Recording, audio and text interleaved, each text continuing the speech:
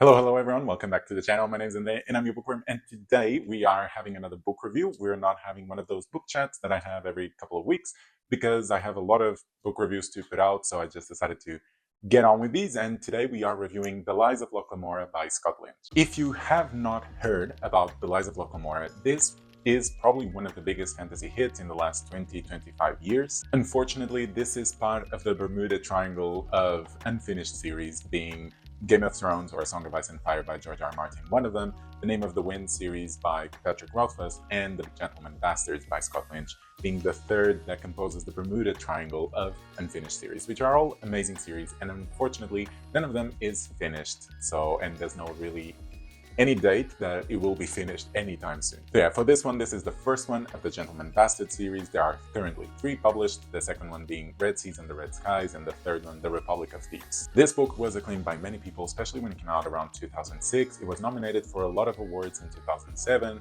like the Locust, the World Fantasy, the British Fantasy Award as well. Unfortunately, I don't think it won any, but being nominated is always good, and I mean, I think it should have one, at least one. The prediction for this series is there's going to be 4 or 5 books. It's very unclear, but then again, Scott Lynch hasn't released anything in more than 10 years, so there's very little confidence that the series will actually be finished. This book is actually a reread for me. I've read it probably 10 or 15 years ago, and I just decided to reread on a buddy read because I think it's such an icon in fantasy, because it is also very peculiar or very unique in its setting, but I'll get to it in the review. And so I decided to reread and see how that reread presents compared with my first read. And besides, because so long has passed since, a lot of new fantasy readers have been introduced to the fantasy genre, and therefore I think they should really consider reading this book, due to the reasons that I'll explain in the review. But first I get onto it, let's just go through some of the details. On Goodreads, this book has over 343,000 ratings, again, just showing how famous this book is in the fantasy genre,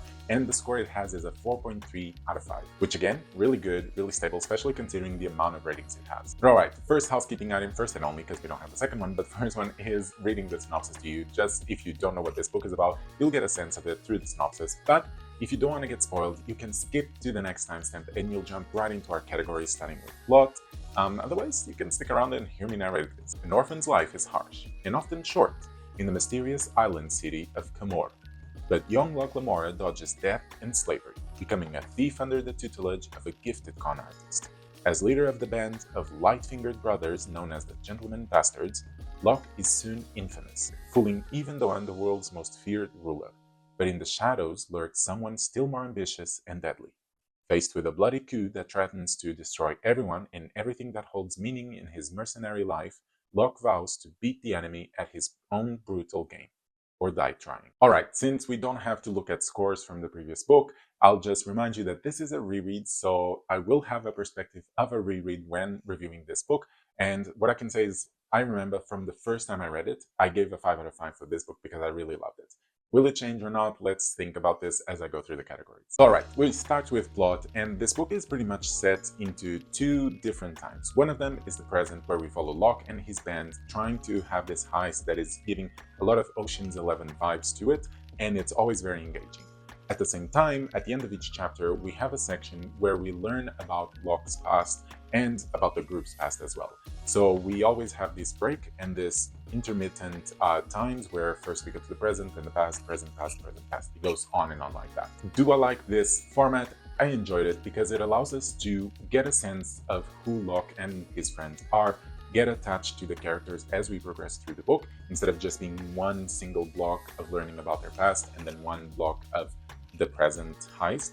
And I think this way it also breaks a bit the tension, because we are witnessing the heist being formed, and I think if the heist was done in one single long session, it wouldn't have the same impact, because it would feel a lot faster and it wouldn't allow for the reader to build that momentum and then break it in the parts that have a lot of suspense and then go back to it when you finish the past part, and then just go back to the heist and keep going. So I think it was very well balanced. It can be done wrong, don't get me wrong, but I think what Scott Lynch did was really well balanced, and it allowed for this going back and forth of enthusiasm and learning about the past, but also that tension from the heist. And I think that it is also part of pacing, which I will get to it in the writing style, but just know that I think having this high of the heist and the low of the background story is good because it allows to have those levels throughout the story. And of course, I cannot talk about this book without talking about the mind-blowing plot twists, which were all placed very well. It had huge impact every single time they happened.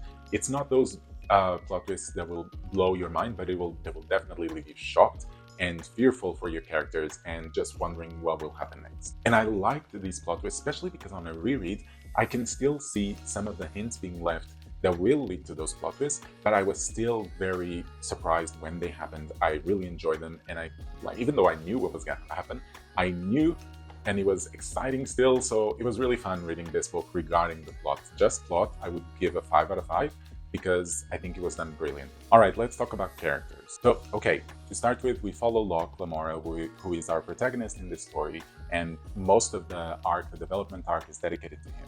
But we still have his crew like Jean, the twin brothers, and Bug, who are also very pivotal, and we get a lot of them, and you can actually have a very deep connection with any of these members of the Gentleman Bastards. And you also have a bit of Father Change, who I thought was a brilliant character, but I'll get to it soon.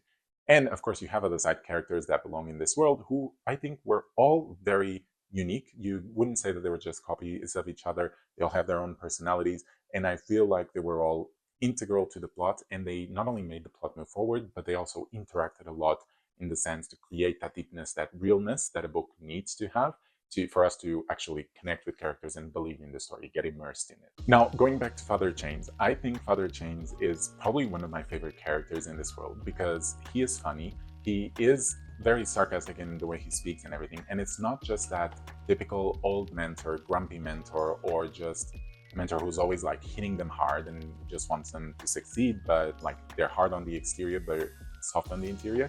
I think Father Chains was super smart and wise on how he delivered his lessons, and at the same time he was a funny character. You would laugh immensely when he's teaching Locke or other characters about the lessons that they need to learn. And I think the antagonists were also done very well because I could understand their motives for doing what they were doing, how they were doing things, and it wasn't just like they were caricatures of villain. I think all of the characters are very well developed, and especially Locke has a very good arc where a lot of hints are left out in his past about why he became the way he is, and at the end, all of them suddenly come back together, tie really well to just give that cherry on top of who he is, why he does the things he does.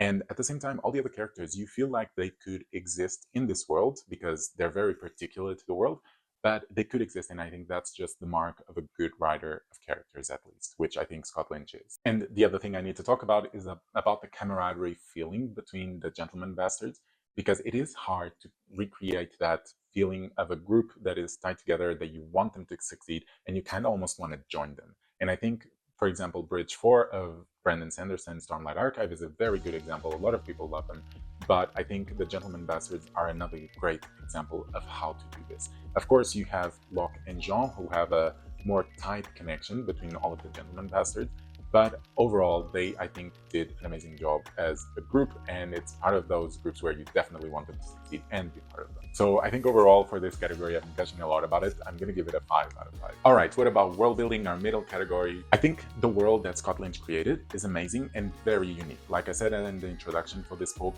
I don't think I've seen a world like this in fantasy so far. It is very Italian coded, but at the same time, you have so many other elements that make it like nothing I've seen before. You have this Venice meets steampunk with an alien or ancient civilization that had been there before, really advanced, that doesn't exist anymore. And then you have the mafia in the form of the Dons, and not the Dons, but the Kappas, I mean, the Kappa Barsavi, but also the Dons, which are like the nobles of that world. And it does feel really rich in terms of Camor. And I think the atmosphere that Camor gave with the story, I think it was very unique as well. You can feel that Camor is like this place that has a lot of corruption, a lot of poverty, but at the same time it has the nobles, so it's very contrasting, and it gives this mystery as well, like a fog of mystery regarding a lot of different subjects like magic, the history. Although, of course, the magic is quite soft. You don't really have rules for it, except that you know that the magic belongs to this group, and they can do a lot of things, and it seems sometimes that they're basically pulling tricks out of a hat whenever they want.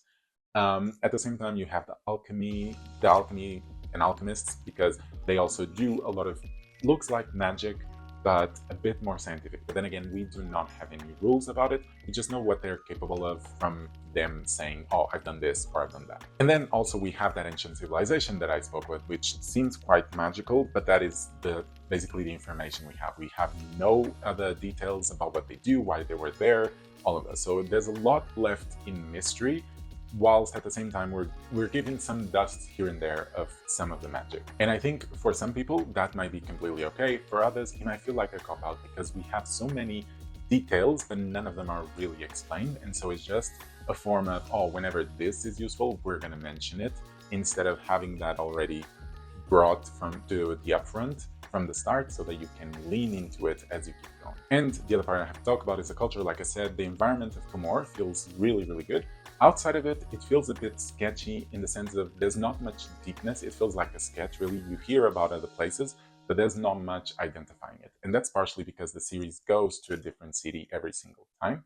So you don't really know much about it until you're there, pretty much. And there are parts of the city in the sense, like, for example, history, you don't know much about it because, again, if you went too deep into history, you would have to touch into that ancient civilization, things like that. So it just feels like the city exists. You don't know for how long, you don't know how it progressed to be as it is, except for the last maybe 10, 20, 30 years. So yeah, there's a lot of mixture between really good detailing with not enough detailing. And I think overall it's still really good. We still have a really good environment, but I would say overall I'm going to give this category a 4 out of 5. Simply because there's a lot of things that are left blank on purpose, but that can actually be a bit of a cop-out. All right, what about writing style? I've been teasing quite a bit about writing style throughout the review, but I need to say that Scott Lynch writes brilliantly. I think the descriptions he uses are really good for characterizing what you need to know about this world. And the other particularity of his in his writing is that he is very sweary, and this might not vibe with everyone. Not everyone likes such a crude language. But I think for this world, it was perfect because it reminded me a lot of pirates and how pirates talk a lot with swears. Not that they actually mean a lot of those swear words, but it's just part of their language. And I mean, I can identify with that a bit because in Portugal, up in the north, people do tend to swear a lot. And I think that's just part of who they are. They don't actually mean those swear words. It's just they want people to like express themselves in those ways. And with Locke and in this world, everything is like that. There will be a lot of swear words, but I think that just gives a lot of character to the writing itself. And the other part of the writing style, which is pacing, I think was done really well. Again, I mentioned this with the plot POVs. We have this heist plot, which is the main one, where it is always building tension because it is getting closer and closer to the point where the heist will be finalized. But we get these breaks to look at Locke's past, and that gives us those levels that I mentioned where you do need to have those levels so that it's not a constant build of tension, because then it's never as effective as if you have those levels of like something really big happen in the heist plot, but then we get the break of chapter and we go look at this, so you can breathe but still think, oh, that thing is left hanging, what will happen next? And so you keep reading up to get to that height. So I think that was done really well. Scott Lynch did a perfect balance of it. And then the other thing I just need to mention about the writing style is, again, the camaraderie feeling of the Gentleman Bastards, because that, I think, requires a lot of skill from the writing style to get that feeling into the characters. And Scott Lynch did it really well, just like Brandon Sanderson with Bridgeford that I keep mentioning, but I think those two examples are really strong about that group feeling that you want to belong to, you want them to succeed as a group, and when something bad happens or when they don't succeed, then you do feel it more deeply because it's a disappointment for all of the characters together. So that was done really well, pacing was done really well, and the description and the writing of it, of the prose itself was good. I'm going to give it a 5 out of 5. All right, and our last category is enjoyment. Did I enjoy this book? Of course I did. I mean, I was very excited to read this book from the start. I was already, because I knew that I gave a 5 out of 5 when I first read it. I just wanted to relive this fantasy world and just feel that enthusiasm about a heist type of plot, which is not that common. But if it is pulled out well, then it's amazing. And even though it took me a while to finish this book, I think it was mostly because I was so busy in the world and I was trying to read other books. So it took me a while, but every time I would pick this book, I would be really excited to read it. And then again, I think the pacing helped a lot because I was just reading and then I would have the past, which I also were curious to know more about. and when it wasn't the best, it was the heist. So that is always very engaging, and just wanted to keep going for it. And I finished the book. I started the second one already, really excited to read it, even though I know it's going to be painful when I finish the third one and there's still no fourth or fifth book around to read. But nonetheless, I enjoyed this book. I definitely recommend it, and I think it's a fun book to read, but at the same time a really good quality writing and plot. All of these categories are really good, which means that my enjoyment wasn't hard to get to a 5 pretty much. And so that's basically the score I give, 5 out of 5. All right, and that leads us to the end of our review. Just as a refresher, we have 5 for plot, 5 for characters, 4 for world building, 5 for writing style, and 5 for enjoyment. And that gives us a score of 4.8 out of 5. It's pretty close to a 5, which was the score I gave on my first read. So I would say it still maintains most of its quality. I think for a person who is reading it first, I think they will love it. For a person who is rereading, I think they will still enjoy the story, even though they know everything that happens. And I think it's just because it's so well written, the world is so unique, and the characters are very charismatic. So all of these things play really well to both on a first or on a reread. And I mean, on Goodreads is a 4.3 out of 5. I think it should deserve more, but I mean, that's just me. I give it 4.8. You can judge based on these two scores. And I still understand that some people won't like the swear language because that is a big thing in this book. And because this world doesn't really fit the usual categories of epic fantasy or urban fantasy, steampunk is just in between a lot.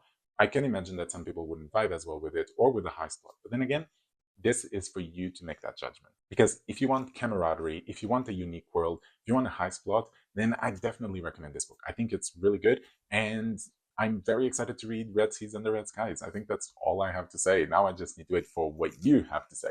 Comment down below what you think of this book. Have you read it? Are you very keen for the fourth one if it ever comes out? I mean, Thor November Lane, the title itself, it leads to a lot of things. So it would be really cool if it came out. But we can only wait for it and keep reading other books. But yeah, if you're new, don't forget, subscribe, like the content, and you shall be seeing me on Thursdays and Sundays again. See you soon.